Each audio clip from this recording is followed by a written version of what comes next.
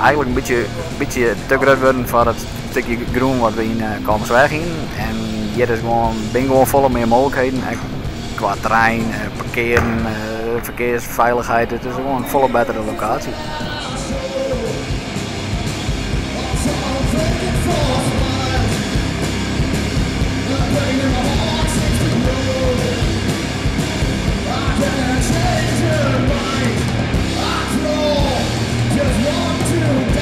Nou, weer leuk. Ja, we moesten betier.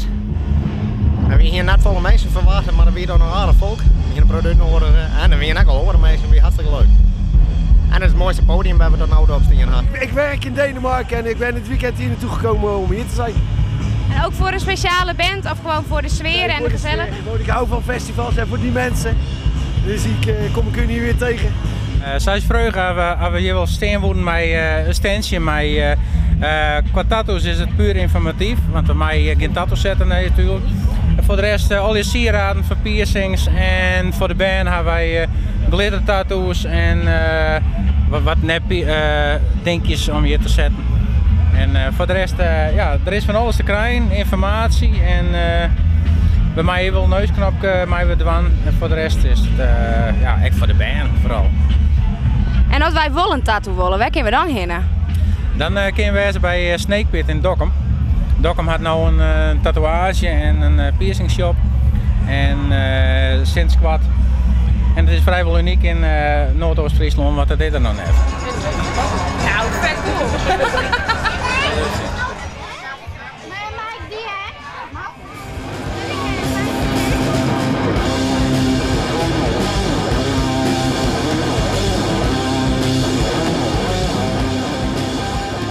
Ik zeg dat ze die shirt uit hier. Doe dat altijd?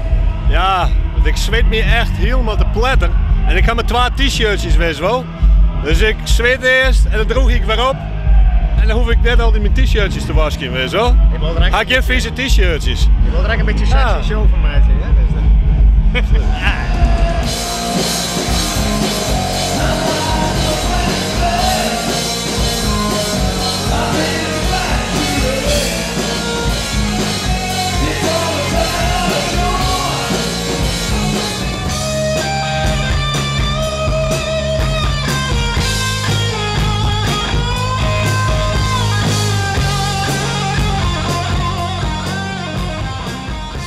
Later op een jaar krijgen we nog een vette ska-band en daarna krijgen we nog een scrum.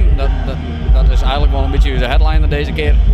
Dat is een beetje Ierse muziek, maar op een rockstijl. Nou, en dat is ongeveer wat we hier nog verwachten kunnen. En de uitsmieter wordt eigenlijk de Freeze Force All-Stars. Dat is een beetje een mengeling van al je diverse soorten hits op een eigen manier. Nee, geweldig. Er werd een mooi waar bij, lekkere muziek. Super.